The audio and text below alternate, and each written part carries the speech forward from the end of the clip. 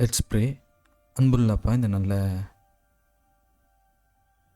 நாளுக்காக நன்றி அப்பா. மறுபடியும் சமூகத்துக்கு வந்திருக்கோம் அப்பா. நாங்கள் படிக்கக்கூடிய விஷயங்களை நீர் இன்னைக்கு எங்களுக்கு வெளிப்படுத்துங்க. எவ்வளோ முக்கியமான ஒரு விஷயம், எவ்வளோ முக்கியமான ஒரு கால சரித்திரத்தை நீர் எங்களுக்கு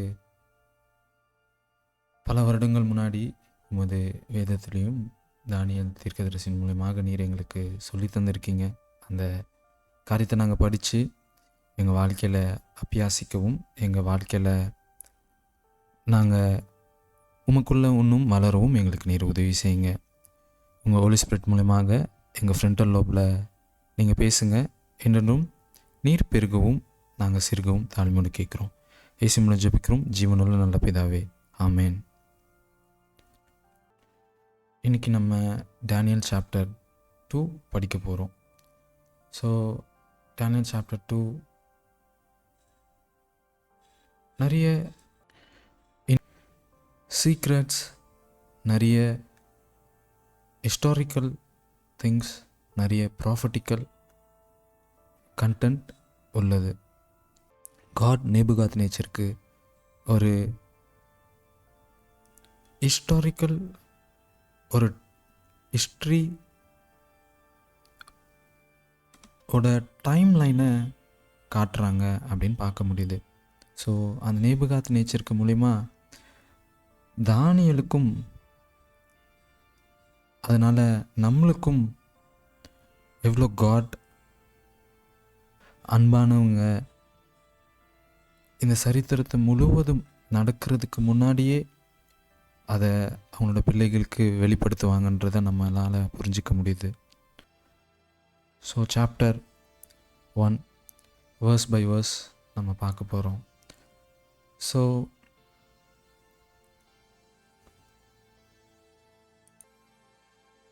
நேபுகாத்நேச்சர் அவரோட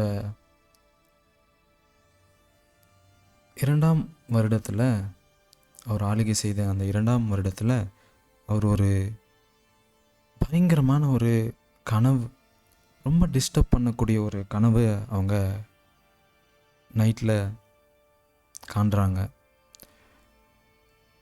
அதனால் அவரால் சரியாக தூங்கவும், அதனால் அந்த கனவுனால் ரொம்ப டிஸ்டர்ப் ஆகுறாங்கன்றத அவர் புரிஞ்சுக்கிறாரு.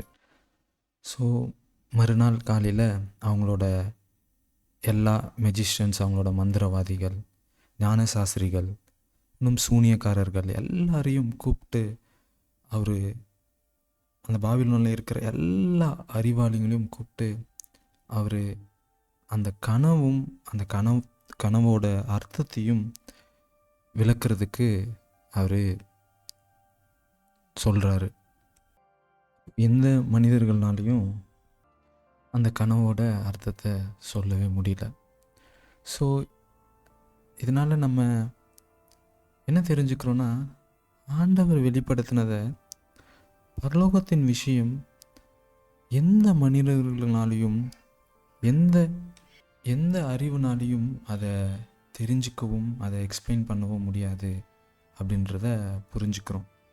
ஸோ நேபுகாத்நேச்சர் ரொம்ப கோபத்தோட அவர் ஒரு அறிக்கை இடுறாரு.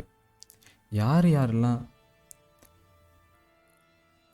இந்த கனவை எக்ஸ்பிளைன் பண்ணலையோ, இந்த கனவு என்னன்றத சொல்லலையோ, அவங்களுக்கு எல்லாருக்குமே சாவு, மரண தண்டனையை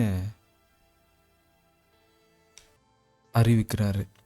ஸோ இந்த ஞான சாஸ்திரிகள், இந்த மந்திரக்காரர்கள், சூனியக்காரர்கள்லாம் வந்து, ராஜா எங்களுக்கு நீங்கள் இந்த கனவு என்னன்னு சொல்லுங்கள், அதோட அர்த்தத்தை நாங்கள் சொல்கிறோம் அப்படின்னு கேட்குறாங்க.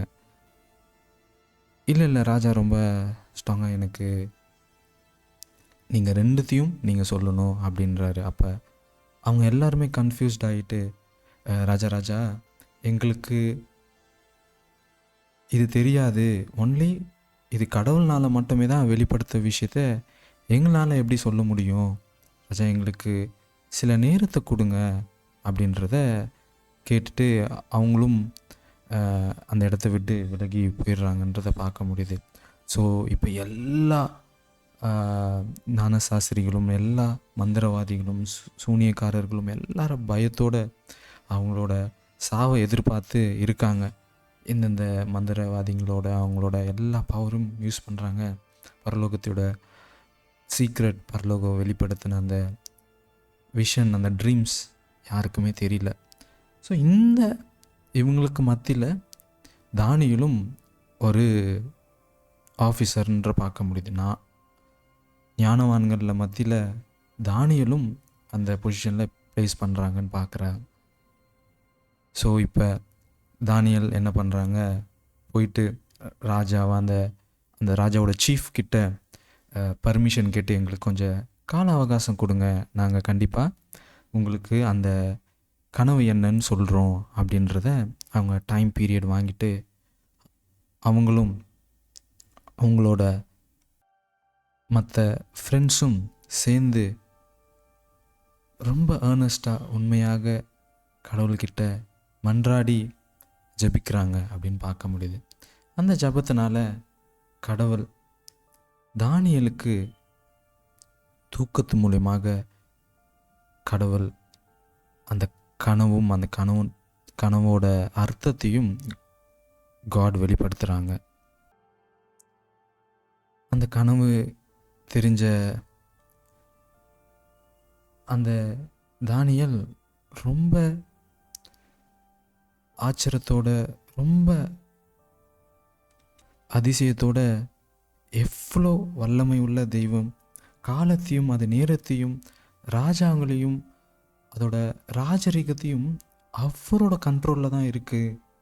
மனிதன் எழும்பக்கூடிய அந்த ராஜாக்கள் எல்லாமே போய் கடவுளோட ராஜ்யம், கடவுள் ராஜாவாக இருக்க போகிறாருன்றத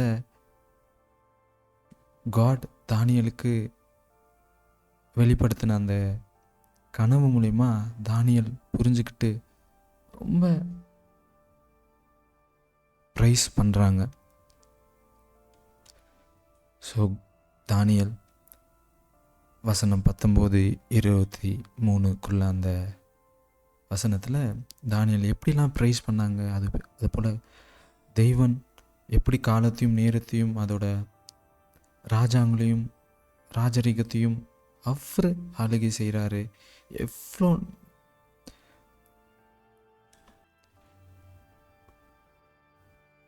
ஞானவான்களுக்கு ஞானத்தை கொடுக்குறாரு அப்படின்றத தானியேல் புரிஞ்சுக்கிட்டு எல்லா ப்ரைஸும், எல்லா ஒரு கனமும் மகிமையும் பரலோகத்தின் தேவனுக்கு தானியேல் ஒப்படைக்கிறாரு அப்படின்றத பார்க்க முடியுது.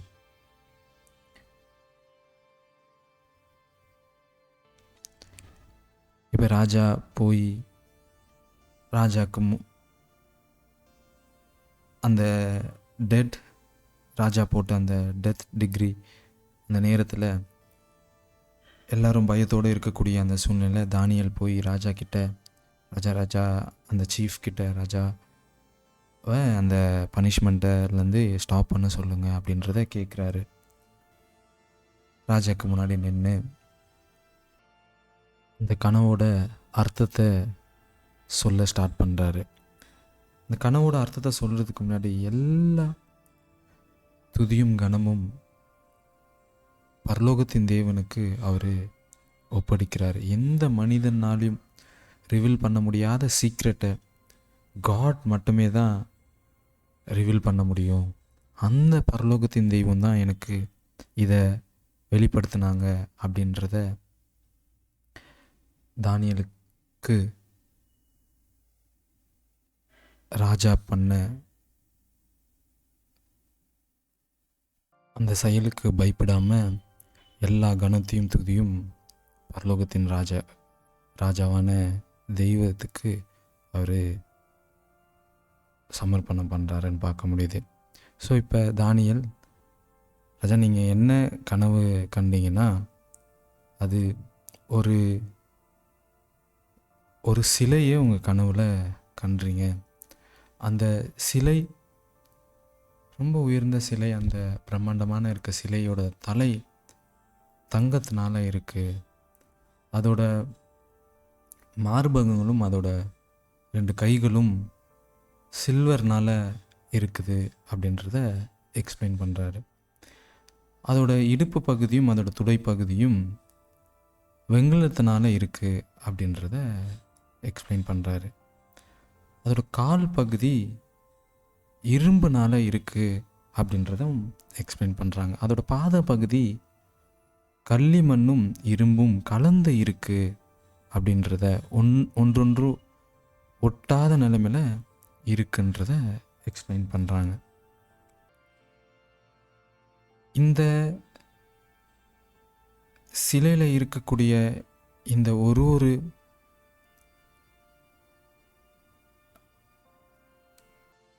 ஒரு மெட்டீரியல்ஸும் ஒரு பாட்டும் ஒரு ராஜ்யத்தை ஒரு எம்பையரை குறிக்குது, ஒரு கிங்டமை குறிக்குது அப்படின்றத தானியேல் விளக்குறாரு. ஸோ அந்த ராஜா, அந்த பொன்னான தலை வேறு யாருமே இல்லை, அது உங்களோட ராஜ்யத்தை குறிக்குது. அந்த பொன் எப்படி விலை மதிக்க முடியாத அளவுக்கு அது ப்ரெஷியஸாகவும் அதோட பவரையும் அதோட ஆளுகையும் குறிக்குதோ, அதே போல் உங்களோட ராஜரீகம், உங்களோட இந்த எம்பையர் பலமுள்ளதாக இருக்கும் அப்படின்றத, அந்த தலை நீங்கள் தான் அப்படின்றத சொல்கிறாரு. உங்கள் ராஜ்யத்துக்கு அப்புறம் இன்னொரு ராஜ்யம் எழும்பப்படும். பாபிலோனர்கள் மேதியர்கள்னாலையும் பிரஷ்யர்கள்னாலையும் அடுத்த ராஜ்யம் அதை கைப்பற்றும் அப்படின்றத தானியேல் எக்ஸ்பிளைன் பண்ணுறாரு. அதுதான் அந்த செஸ்ட் அண்ட் ஆர்ம்ஸ் அப்படின்றத ராஜாவுக்கு சொல்கிறாரு. எக்ஸாக்டாக அதே போல் மேதியர்களோட பிரஷ்யர்களோட ராஜ்யம் எக்ஸாக்டாக அதே போல் 539 331 கிமு ஆளுகை செய்ததை நம்ம சரித்திரத்தில் பார்க்க முடியுது. இந்த ராஜ்யத்துக்கு அப்புறம் இன்னொரு ராஜ்யம் எழும்பப்படும். இந்த இடுப்பு பகுதியும் துடை பகுதியும் கிரேக்க ராஜ்யத்தை குறிக்குது ராஜா அப்படின்னு சொல்கிறாரு. அது எக்ஸாக்டாக சரித்திரத்தில் 331 168 கிறிஸ்துக்கு முன் எக்ஸாக்டாக அதே காலம் ஆட்சி செஞ்சதை நம்ம சரித்திரத்தில் பார்க்க முடியுது. ஸோ இந்த பாபிலோன் ராஜ்யத்துக்கு அப்புறம் மேதிய பெர்ஷிய ராஜ்யம் ஆளுகை செய்தது, பேதிய பெர்ஷியா ஆளுகை செய்து கிரேக்க ராஜ்யம் ஆளுகை செய்ததை எக்ஸாக்டாக நம்ம சரித்திரத்தில் பார்க்க முடியுது. கிரேக்க ராஜ்யத்துக்கு அப்புறம் ஒரு மிகப்பெரிய ரொம்ப ஸ்ட்ராங்கான ஒரு ராஜ்யம் வரும்ன்றத ராஜாவுக்கு சொல்கிறாரு. அந்த இரும்பு எவ்வளோ ஸ்ட்ராங்காக இருக்கோ அதே போல் ரோம் ராஜ்யமும் ஸ்ட்ராங்காக இருந்தது. அந்த இரும்பு வேறு யாரும் இல்லை, ரோம் தான் அப்படின்னு நம்ம சரித்திரத்தில் பார்க்க முடியுது. 168 பிசிலேருந்து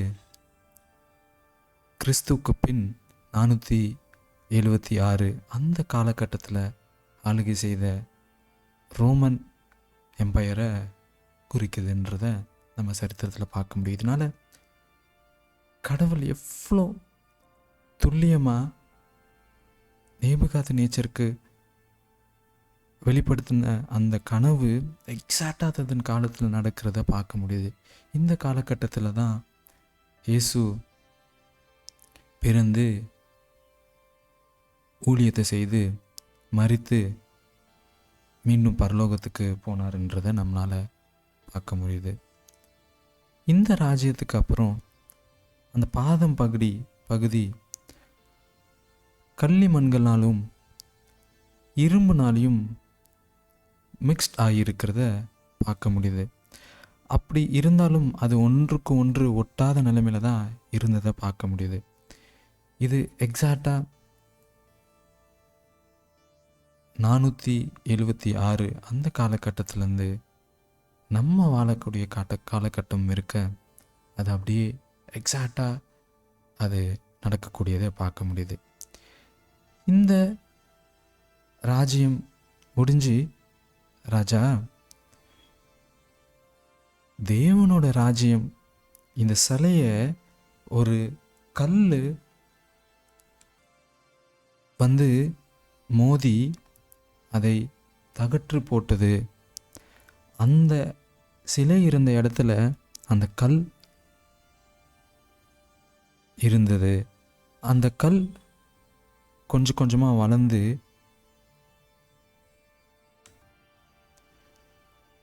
பெரிய ஒரு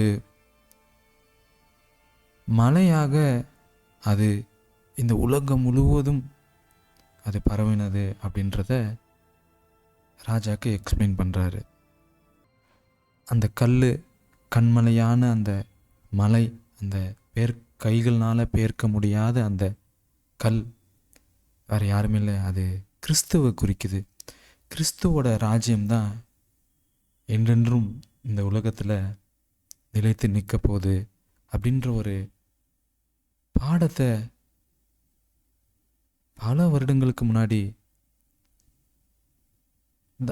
தானியேல் மூலியமாக நேபுகாத்நேச்சருக்கு சொன்ன கணவன் மூலியமாக நம்மளுக்கும் சரித்திரத்தை எக்ஸாக்டாக பார்க்க முடியுது.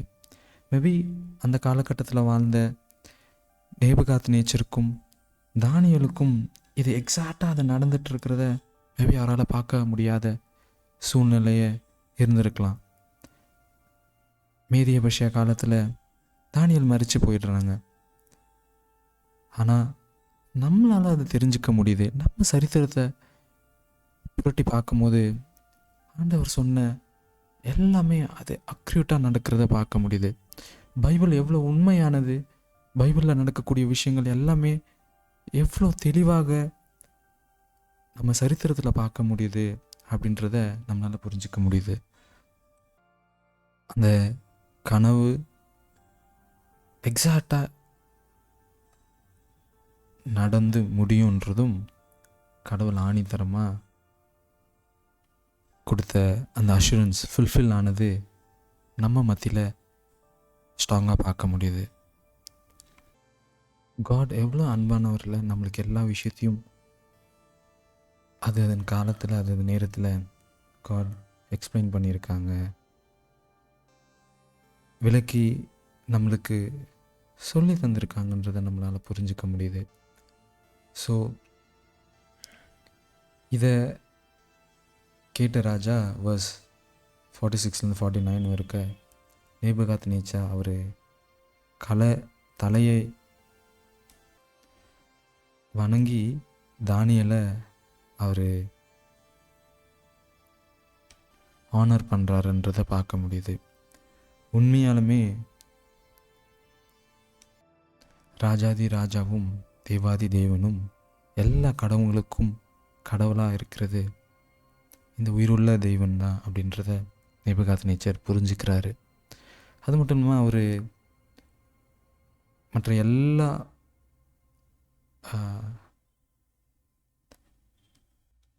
விட தானியேலை ஒரு சீஃப் ரூலராக அவர் அப்பாயிண்ட் பண்ணுறாரு. தானியேல் அவருக்கு மட்டும் இல்லாமல் அவங்களோட ஃப்ரெண்ட்ஸுக்கும் ஒரு நல்ல பொசிஷனை கொடுக்க ரெக்வெஸ்ட் பண்ணுறாரு.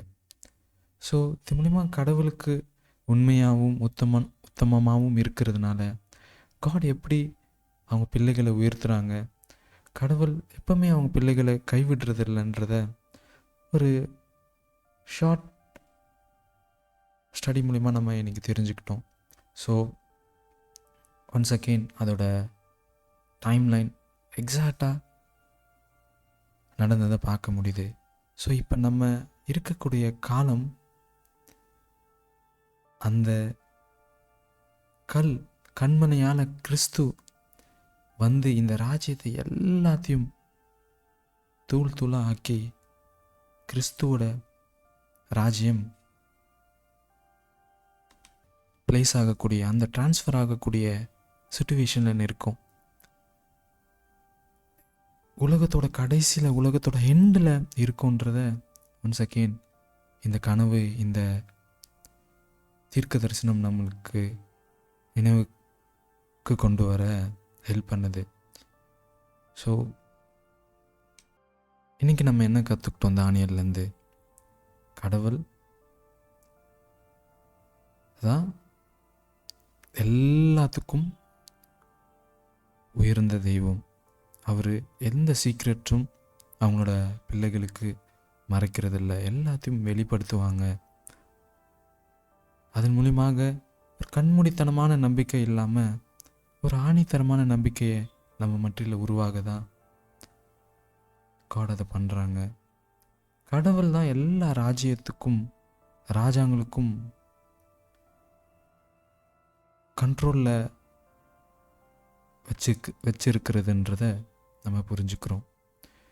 ஈவன் ஒரு இக்கட்டான சூழ்நிலை தானியலுக்கு அவர் உயிரே போகக்கூடிய நிலைமை வந்தாலும் ஜெபம் இங்கே பதிலளித்து அவர் உயிரை காப்பாற்றினதை பார்க்க முடியுது. ஸோ நம்மளோட ஜெபம் எந்த அளவுக்கு பவர்ஃபுல்லாக இருக்குது, எந்த அளவுக்கு அது பரலோகத்தின் கதவை தட்டுதுன்றதை இன்றைக்கி நம்ம யோசிக்க ட்ரை பண்ணுவோம். இந்த பதில் வந்துட்ட பிறகு தன்னை உயர்த்தாமல் தானியல் தேவனோட நாமத்தை, கர்த்தரோட நாமத்தை மகிமைப்படுத்தினார்ன்றதை நம்ம பார்க்க முடியுது. ஸோ அந்த கிறிஸ்துவான கண்மலை வரக்கூடிய சிச்சுவேஷனில் நம்ம இருக்கோம். நம்ம தயாராக இருப்போமா? அந்த மனிதன்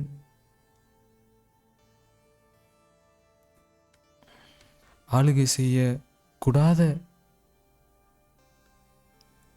அந்த ராஜ்யத்துக்கு, அந்த கிங்டம்க்கு நம்ம நிலைத்து நிற்போமா? அதில் பங்கு உடையவர்களாக நம்ம இருப்போமான்றத நம்ம யோசித்து பார்த்து அதுக்கு ப்ரிப்பேர் பண்ண, அதுக்கு ரெடியாக நம்ம ஹெல்ப் பண்ணணும். ஸோ ஜெபிப்போமா? அன்புள்ளப்பா, நாங்கள் நிறைய காரியங்களை இன்றைக்கி கற்றுக்கிட்டோம். எந்த அளவுக்கு தானியல் உங்களுக்கு உண்மையாகவும் உத்தமமாகவும் இருந்ததுனால நீர் தானியலுக்கு எல்லா ஹெவன்லி சீக்ரெட்ஸும் நீர் வெளிப்படுத்தினீங்க. அதுக்கு மூலியமாக நேபுகாத் நேச்சருக்கும் எங்களுக்கும் ஒரு மிகப்பெரிய ஒரு ஹிஸ்ட்ரி டைம்லைனை நீர் கொடுத்துருக்கீங்க. நாங்கள் வாழக்கூடிய நேரம் உங்களோட ராஜ்யம் வரக்கூடிய இந்த சூழ்நிலை நாங்கள் இருக்கோன்றது இது மூலியமாக ரொம்ப தெளிவாக தெரியுது. ஆண்டவரே, நாங்கள் உமக்குள்ளே நிலைத்து நிற்கவும் உம்மை பற்றி கொள்ளவும் எங்களுக்கு உதவி செய்யுங்க. ஒரு காலமும் ஒரு நேரமும் எங்களை விட்டு நீர் விலகிடாதீங்க. நிறைய நேரங்கள் நாங்கள் இவ்வளோ உண்மைகளை, இவ்வளோ ஆதாரங்களை எங்களுக்கு தெரிந்தாலும் நாங்கள் எங்களோட தூங்கக்கூடிய நிலைமையில தான் நாங்களும் சோர்வோடு காணப்படுறோம்ப்பா. எங்களுக்கும் நீர் கனவு கொடுங்க, அது மூலமாக பேசுங்க. நாங்கள் அந்த எச்சரிப்பின் செய்தியை புரிந்து கொள்ள உதவி செய்யுங்க. எங்களோட குணம், எங்களோட மனம் எல்லாம் உமக்கு ஏற்ற பிள்ளைகளாக வாழ நீர் எங்களுக்கு உதவி செய்யுங்க. என்றென்றும் அதன் மூலியமாக உங்கள் நாம மட்டும் மகிழ்ப்படட்டும். நீர் பெருகவும் நாங்கள் சிறுகவும் தாழ்மையோடு கேட்குறோம். ஏசி மூலம் ஜெபிக்கிறோம் ஜீவனுள்ள நல்ல பிதாவே, ஆமேன்.